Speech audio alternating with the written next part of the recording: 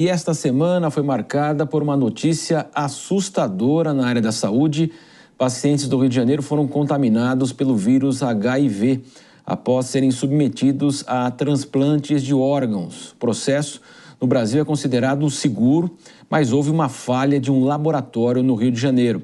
Sobre este tema, nós vamos conversar agora com o doutor José Medina Pestana, diretor do Hospital do Rim e ex-presidente da Associação Brasileira de Transplantes de Órgãos. Seja sempre bem-vindo aqui ao Jornal Jovem Pan. Eu pergunto ao senhor, que é um programa que é reconhecido até internacionalmente, e até que ponto esta falha pode aí justamente atrapalhar todo esse processo no Brasil. Muito boa noite, doutor.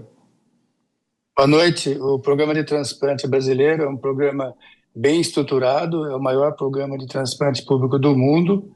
Ele é reconhecido internacionalmente pela sua qualidade, pela alocação justa dos órgãos, pelo diagnóstico de morte encefálica, pela acreditação que a população tem no programa. 70% das pessoas autorizam a doação. E ele é extremamente bem regulado.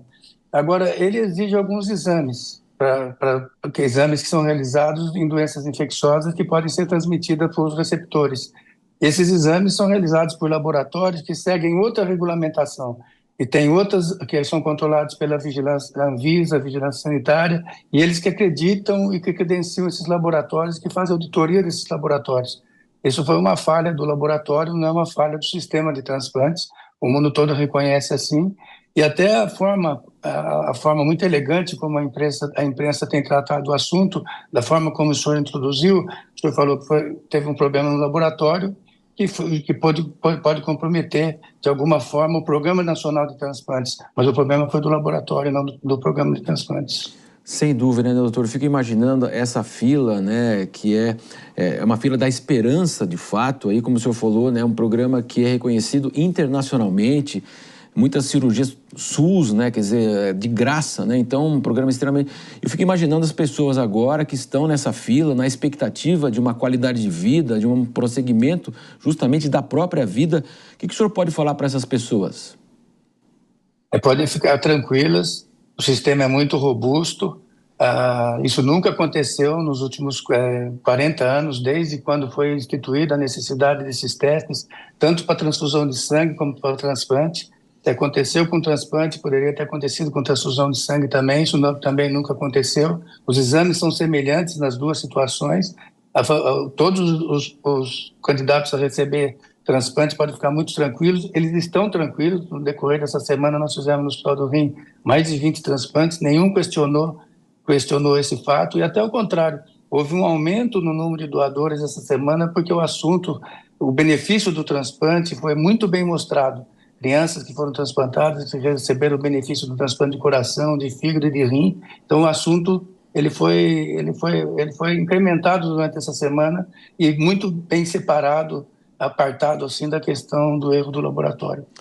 Infelizmente, né, doutor, um erro aí cruel de fato aí, que chamou a atenção, infelizmente, mas como o senhor disse, né, então, quer dizer, claro, depois de um episódio como esse, deve haver um reforço em todo o sistema, toda essa cadeia, como o senhor bem colocou aí, evidentemente, né?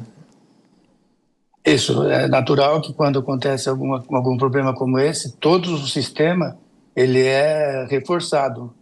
E mesmo esses pacientes que receberam a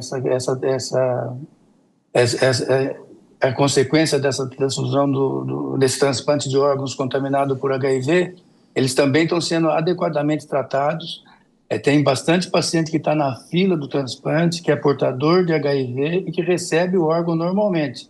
Depois nós conseguimos associar tanto o medicamento para evitar que o HIV, ocorra a multiplicação do vírus, e também evitar que a rejeição do órgão ocorra. Então, é possível hoje acomodar os dois grupos de medicamentos sem trazer prejuízo para o paciente. Então, é desconfortável, é ruim, é extremamente grave uma situação como essa, mas é possível assim, controlar essa situação de maneira que nós já aprendemos com outros pacientes que foram transplantados, portadores de HIV, e que fizeram transplante e que tinham já o HIV controlado, também conseguiram ser transplantados e evitar a rejeição e evitar que a doença do HIV se reativasse.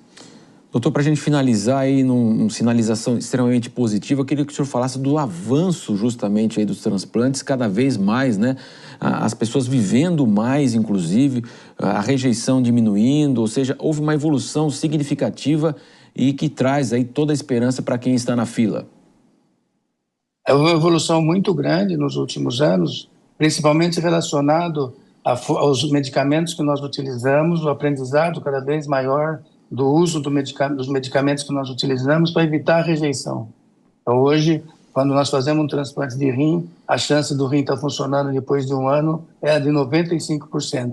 E o primeiro ano é o período mais crítico. Depois daí para frente depende bastante de comorbidades ou até da aderência do paciente ao tratamento. Doutor José Medina conversando conosco, diretor do Hospital do Rim e também ex-presidente da Associação Brasileira de Transplantes de Órgãos. Foi um grande prazer recebê-lo aqui, doutor. Muito boa noite. O prazer foi meu e muito boa noite para todos vocês.